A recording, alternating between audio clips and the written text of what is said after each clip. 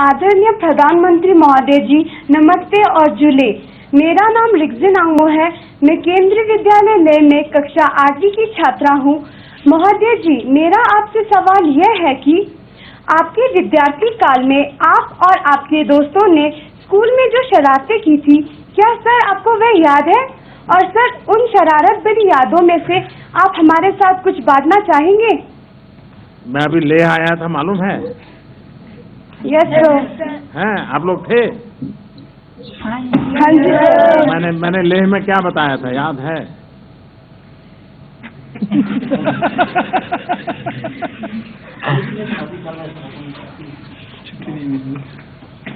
मैं पहले बहुत आता था ले, और जब मैं ले आता था तो ये दिल्ली के हमारे जो साथी थे वो मुझे कहते थे, मोदी जी ले जा रहे हो तो आते समय वहां से गोभी आलू जरूर ले आना।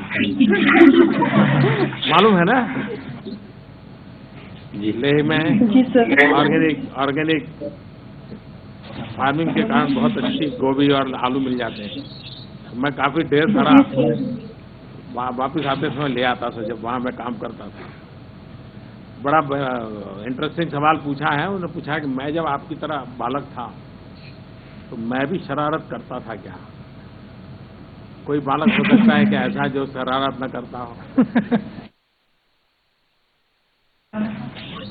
अगर बालक मन, और कभी कभी तो मुझे चिंता होती है कि बचपन बहुत तेजी से मर रहा है। ये बड़ी चिंता का विषय है। समय से पहले वो कुछ अलग ही सोचने लग जाता है। उसका बालक अवस्था जो है वो दीर्घकालीन रहनी चाहिए, वो शरारतें होनी चाहिए, वो मस्ती होनी चाहिए। ये जीवन विकास के लिए बहुत जरूरी होती है। मैं भी शरारत करता था। मैं एक बता दूं कैसी। आप जानते होंगे वो बजाते हैं बांसुरी सर। शहनाई। शादी जहाँ होती है ना तो बाहर शहनाई बजाने वाले बैठते हैं। शादी के जब होता है तो किसी के यहाँ शादी ऐसी होती है और शहनाई वाले बजाते हैं, तो हम 2-3 दोस्त थोड़े शरारती थे। हम क्या करते थे, वो शहनाई बजाता है तो हम इमली लेकर के वहां जाते थे, और वो जब बजाते थे तो इमली दिखाते थे। पता है इमली दिखाने से क्या होता है? क्या होता है? आप मन में कल्पना कीजिए इमली की, क्या होता है? अभी आता है ना? तो बजा नहीं पाता था।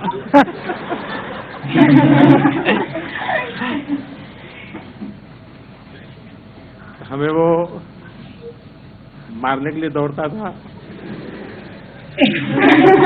लेकिन आप ये नहीं करोगे ना? Do you follow what I said about शहनाई? No sir. Do you follow what I was talking? Yes sir. और एक जरा और थोड़ी जरा अच्छी नहीं लगने वाली बात बताऊं? लेकिन आप प्रॉमिस करिए आप लोग नहीं करेंगे। पक्का? पक्का? Yes sir. Yes sir. हम किसी की शादी होती थी तो चले जाते थे,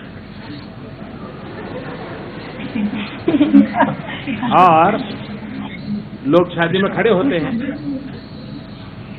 हैं तो कोई भी 2 लोग खड़े हैं, कोई लेडी एंड जेंट्स, तो उनके पीछे कपड़े पकड़ के स्टेपलर लगा देते।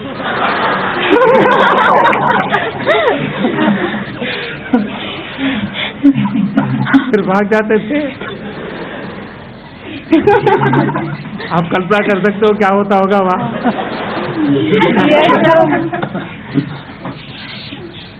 लेकिन आपने मुझे प्रॉमिस किया है आप लोग कोई करेंगे नहीं ऐसा। प्रॉमिस? ले वाले बताइए प्रॉमिस। हाँ। Thank you, धन्यवाद श्रीमान जी। My name is Arunima and I am from Gargi Sarvodaya Kanya Vidyalaya, Green Park. Sir, we are very happy with your support for girls' education. Sir, can you tell us what further steps you will take in this matter? एक तो सबसे बड़ी जो चिंता का विषय है, 5वीं कक्षा के बाद बालिका को अपने गांव से दूसरे गांव पढ़ने के लिए जाता है तो माँ बाप भेजते नहीं है। उनको लगता है नहीं बच्ची नहीं जाएगी, और वहीं से उसकी बेचारी की जिंदगी को रुकावट आ जाती है। और इसलिए बालिका को अपने घर से निकट अधिकतम शिक्षा कैसे मिले, उसको शिक्षा छोड़नी ना पड़े।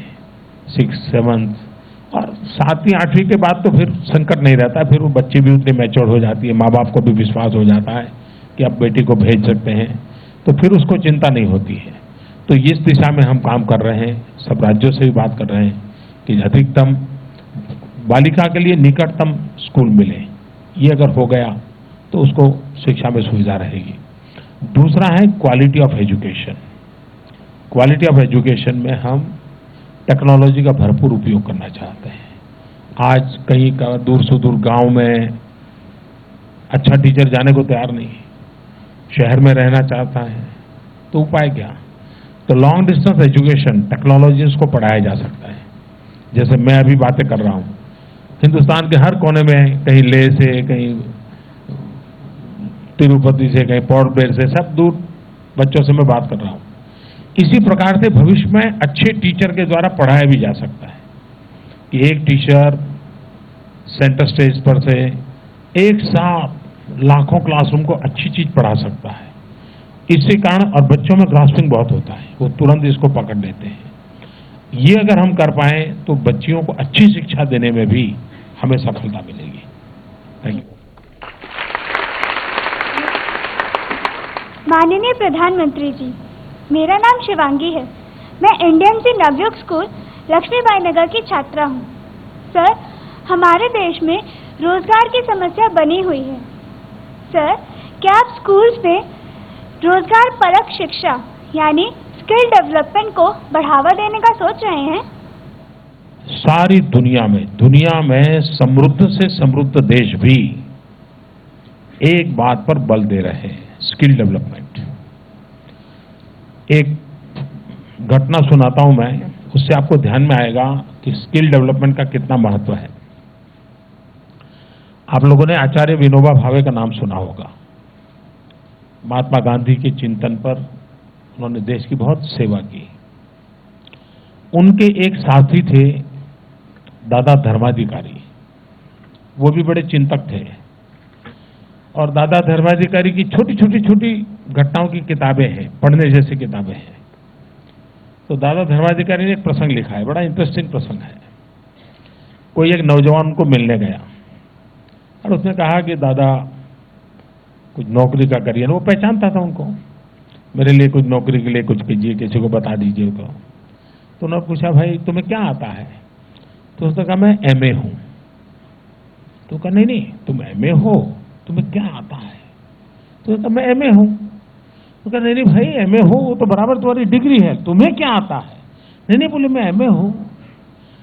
तो उन्होंने कहा, भाई तुम एमए हो, तुम पढ़े लिखे हो सब, तुम्हें आता क्या है? तुम्हें नौकरी कहाँ दिलवानी, तुम्हें जानो तो। तो कहा, नहीं मैं एमए पास हूं ना। उन्होंने कहा, भाई लेकिन तुम ये तो बताओ तुम्हें आता क्या है? फिर उन्होंने उसको आगे बढ़ाया। उन्होंने कहा, अच्छा भाई बताओ। उस समय तो टाइपराइटर था, कंप्यूटर नहीं था। तुम्हें टाइपिंग करना आता है? नहीं बोले वो तो नहीं आता। तो ड्राइविंग करना आता है? नहीं बोले ये नहीं आता है। तो खाना पकाना आता है? नहीं बोले वो भी नहीं आता है। तो बोले कमरा वमरा साफ सफाई करना आता है? नहीं बोले वो भी नहीं आता है। तो बोले तुम एमए हो करोगे क्या? ये दादा धर्माधिकारी ने अपना एक संवाद लिखा है। कहने का मतलब ये है कि हमारे पास डिग्री हो, उसके साथ साथ हाथ में हुनर होना बहुत जरूरी है, स्किल होना बहुत जरूरी है। और इसलिए हर बालक के व्यक्तित्व के विकास के साथ उसको स्किल डेवलपमेंट का अवसर मिलना चाहिए। हमारे देश में सब बच्चे कोई हायर एजुकेशन में नहीं जाते।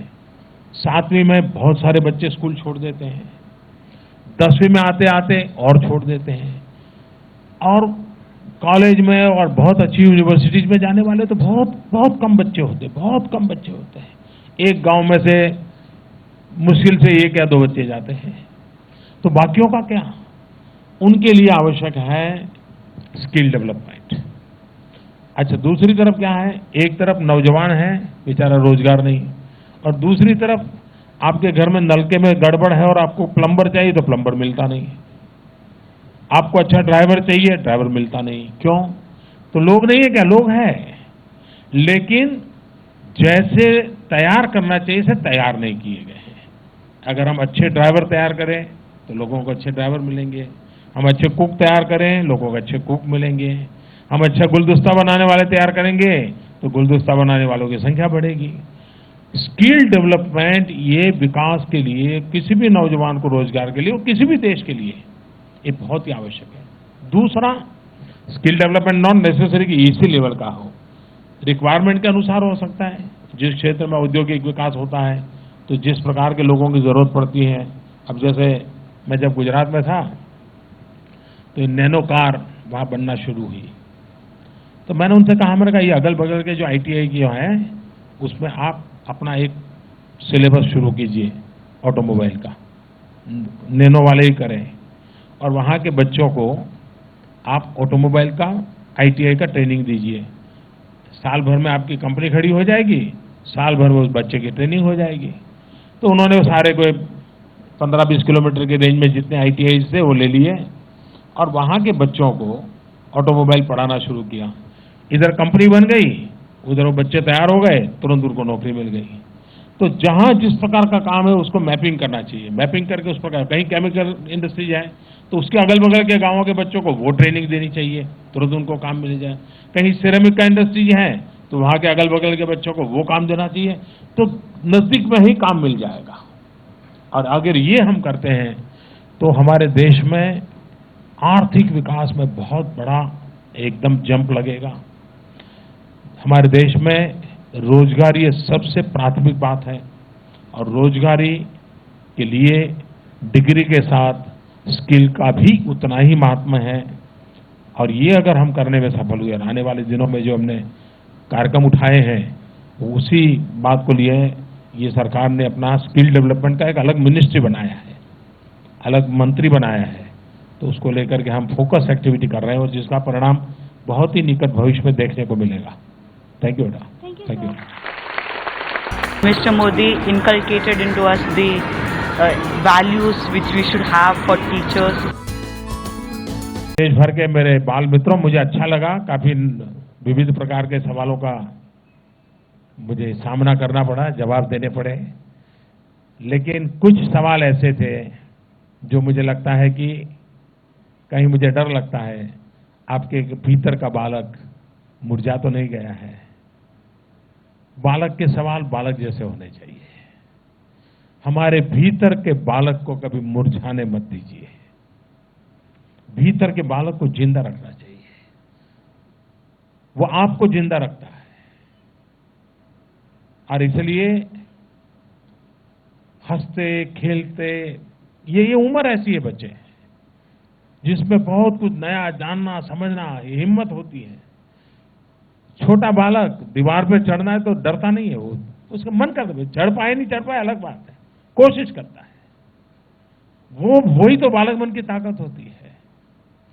वो जितना आप जी पाएंगे जिंदगी जीने की, वो एक बहुत बड़ी औसत आपके जीवन के साथ जुड़ जाएगी। और इसलिए हम उसको लिए प्रयास करें। आज डॉक्टर सर्वपल्ली राधाकृष्णन जी को हम श्रद्धांजलि देते हैं, नमन करते हैं और हमारे सभी शिक्षकों के प्रति हम आदर व्यक्त करते हैं। और आदर ऐसा नहीं, हमेशा मैं पहले स्कूलों में जाता था, लेक्चर वेक्चर देने के लिए बहुत जाता था, मेरे पास और कोई काम धाम था नहीं, यही करता रहता था। तो मैं स्कूल में कभी पूछता था, मैं कहता था भाई साल में आप अब तक कितने बालकों को पढ़ाया होगा? तो कोई टीचर बताता था कि मैं 10 साल से नौकरी कर रहा हूं, मेरे हाथ के नीचे से 500 स्टूडेंट पढ़ करके गए हैं, कोई कहता है 700 स्टूडेंट पढ़ के गए हैं। मैं पूछता था, इन 500 स्टूडेंट आपके पढ़ के गए, 700 पढ़ के गए, उनकी शादी हो गई क्या? तो बोले हाँ काफियों की हो गई। तो इसमें से आपको शादी में कितना ने बुलाया होगा? मैं हैरान था मुश्किल से 1 या 2 स्टूडेंट थे जिसने अपने टीचर को अपनी शादी में बुलाया था। मतलब कितना कट ऑफ है। टीचर हमारे जीवन से कभी हटना नहीं चाहिए, कभी हटना नहीं चाहिए। टीचर ने भी सोचना चाहिए कि अपने विद्यार्थी के जीवन से वो कभी हटना नहीं चाहिए। उसके जीवन का कोई भी शुभ अवसर हो, उसको जैसे अपने रिश्तेदारों को बुलाने की इच्छा हो, वैसे ही उसको सबसे पहले अपने टीचर को बुलाने की इच्छा होनी चाहिए। ये नाता बनना चाहिए। यहाँ कई टीचर आज मुझे सुन रहे होंगे, उनके मन में सवाल उठेगा, हाँ यार, इतने विद्यार्थी पढ़ करके लिए वो पूछता ही नहीं है। वो कौन सा रिश्ता था, क्या कमी थी? उस कमी को भरना, ये अपनापन, और जब उसके जीवन में कोई विकास हो तो उसका मन करे।